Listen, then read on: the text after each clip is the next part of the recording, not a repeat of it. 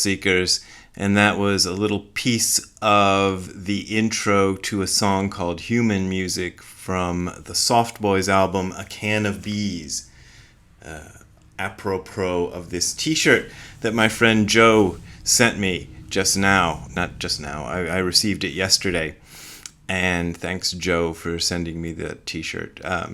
It's written by Robin Hitchcock, and I learned it a long time ago, and I can still play it, but I can't play the rest of the song. I can just play the intro. The point of this video is kidney stones, and yesterday, and Kaiser, the hospital, for those of you who are not American citizens, I think Kaiser is pretty ubiquitous all over the USA, but probably not outside of the USA. It's a chain of hospitals that exist in a lot of cities in America, and I'm a member of their insurance plan and go to their hospitals.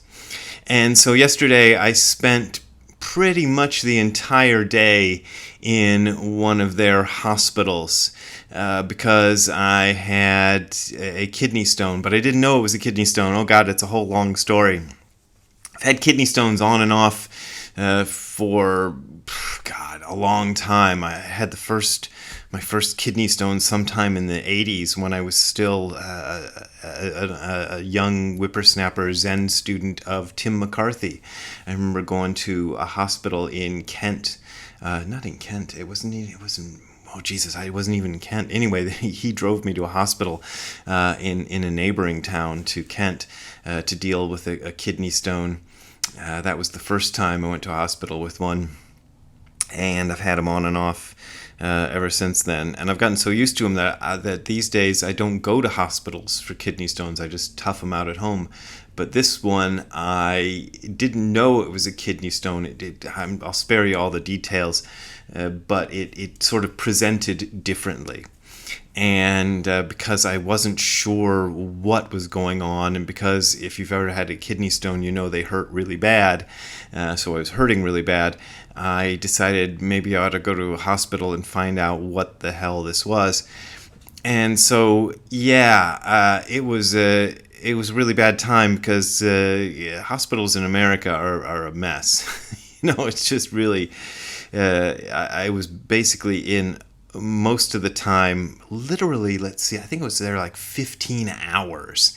And of those 15 hours, maybe 45 minutes of that time I was receiving medical attention. The rest of the time I was waiting. So it was a lot of waiting around in not great conditions, not feeling very good. And this whole experience got me thinking about something that I've been kind of contemplating doing a video about anyway. So it kind of gave me an excuse to do this video that I'd been thinking about doing for a couple of weeks anyhow.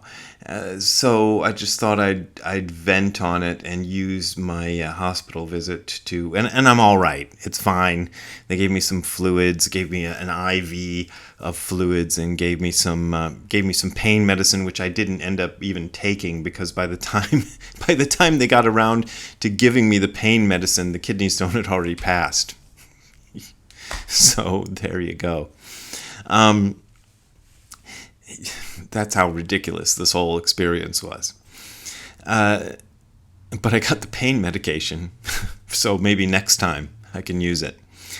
But I've been thinking about doing this video on something that Nishijima Roshi used to say, which he used to use this phrase, the medical solution. And he used it in a couple of ways. And the main way he used it was to refer to alcohol. And he often talked about the balance of the autonomic nervous system. And this was something he really liked to talk about. And his theory about Zazen was that Zazen promoted the balance of the autonomic nervous system.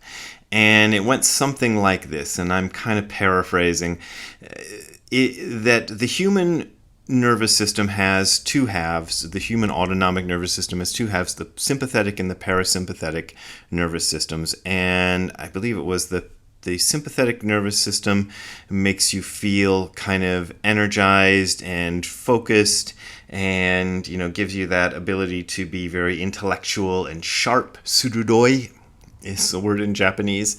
And the parasympathetic nervous system is the one that makes you feel relaxed and kind of happy and like everything is right with the world, and that you kind of fluctuate between one or the other halves of the nervous system being in ascendancy, stronger as the day goes. So you kind of go back and forth between these two halves of the nervous system being stronger. And that what happens during Zazen is that you achieve a kind of balance. So you're not too strong on the parasympathetic or the sympathetic nervous system, and that in the rare cases where the two halves of the nervous system become absolutely equal, like, just complete balance, that is what he called enlightenment. That's when you have a kind of Kensho or Satori experience where you feel like absolute oneness with all of creation and everything is great. That was his theory about how Zazen works. I don't usually use this theory because I found a lot of pushback from it, and a lot of people got upset because you can't talk about that unless you're a medical doctor and blah, blah, blah. Whenever I used to talk about it when I first started talking about Zen, so I kind of dropped that from my repertoire. But I still actually think he had something when he talked about that, and I still think it's something, but just because of all the pushback I used to get from saying it, I just stopped saying it. Anyway.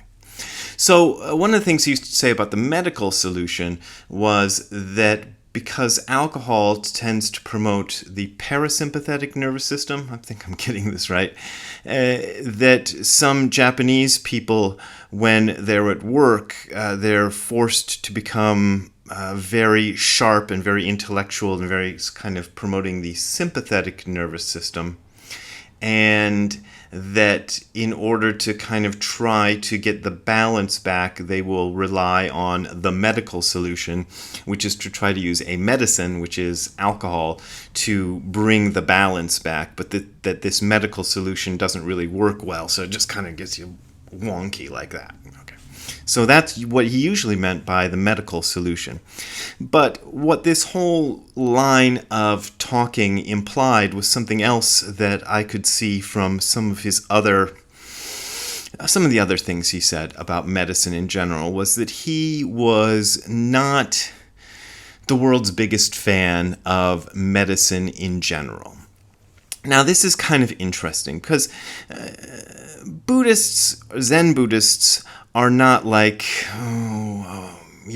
Christian scientists. I don't know too much about Christian science, but the Christian scientists are kind of famous for not liking Western medicine. But my understanding of Christian science is that they don't completely reject Western medicine, but they will avoid using medicine for as long as possible, and only when it becomes absolutely necessary will they resort to using Western medicine.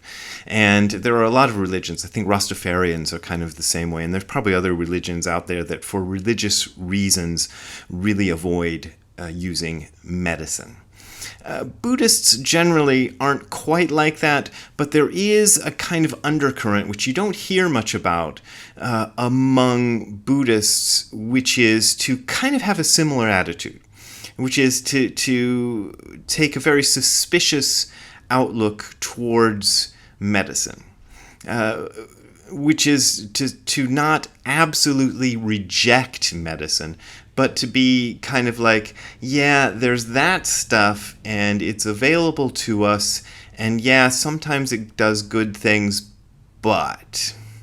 Like, another thing I remember happening with Nishijima Roshi was, I remember he had a cold one time, cold or a flu one time, and one of his students had given him some medicine, and he'd taken it, and somebody said, "Well, how did the medicine work? How did that medicine I gave you work?" And he said, "Oh, it was excellent. It was too excellent." And by that he meant that it worked a bit too well. I think what he meant, just kind of guessing from other things he'd said and being around the man a lot and kind of knowing his attitude towards things, was that it was kind of something that worked so well to alleviate his symptoms that it would kind of give you this feeling that it had done more than it had really actually done, that it had cured him. When it had actually maybe not cured him so much as relieved him of a lot of the outward symptoms of the disease, although it hadn't actually cured the disease. I think that's what a lot of Western medicine does. It kind of relieves you of the symptoms of the disease and lets you get on with your business, but you're still kind of left with the disease. And you're still kind of, what's going to happen is still gonna happen. And I kind of get this feeling that interacting with the doctors, what little interaction I had, I get the feeling that Western medicine has this idea that the human body is kind of a machine.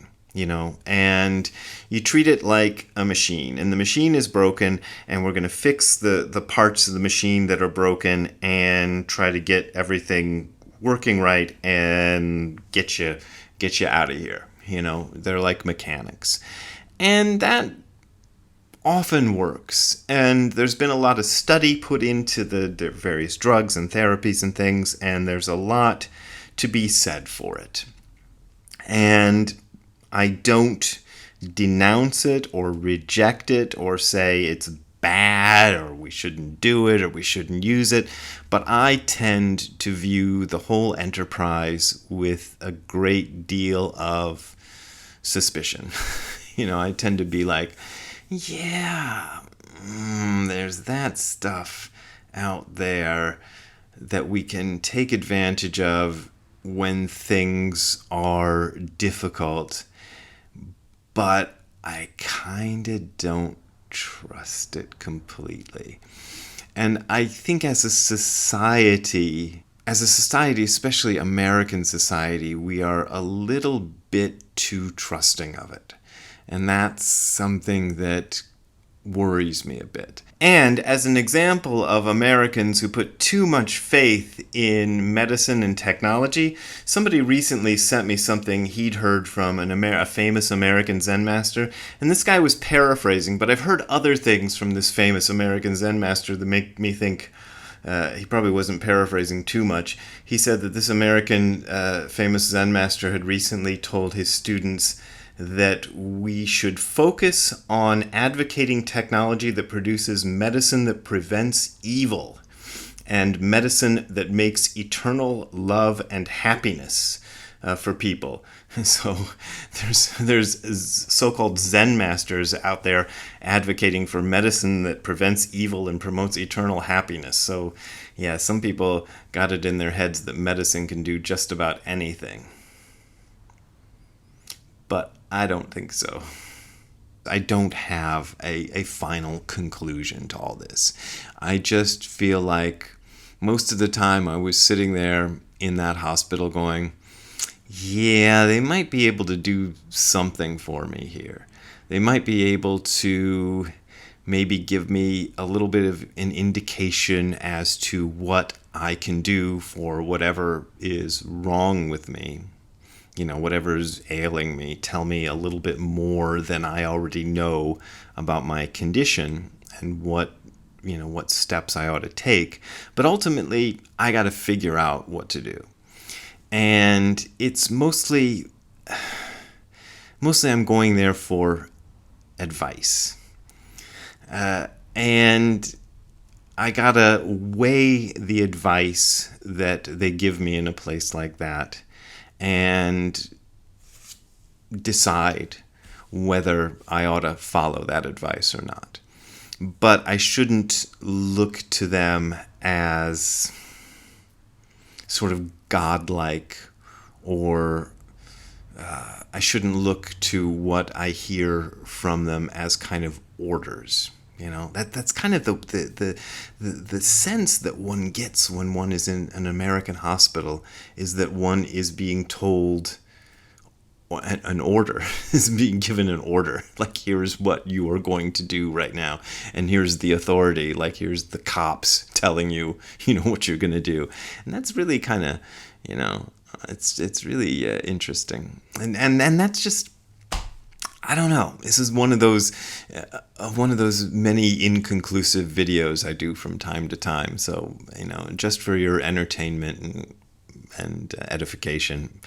But I hope that was worth your 15 minutes.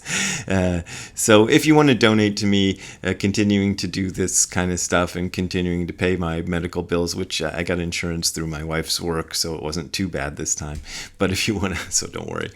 But if you want to continue to help me out, you can donate to the URL that you're seeing on the screen below, which is hardcorezen.info/donate. That is hardcorezen.info/donate. There you can find links to my PayPal and Patreon accounts. Those are my main and usually only ways of making a living, and I appreciate your support. But as always, you don't got to support me if you don't want to support me. So we will see you next time. Have a good time all the time. Have a better time than I did yesterday. We will see you next time. That's it. Bye. See, you don't like the doggy doctors, do you? They stick things up your butt, don't they? Yeah, we don't like doggy doctors. Alright, we'll see you later. Okay, bye, Ziggy.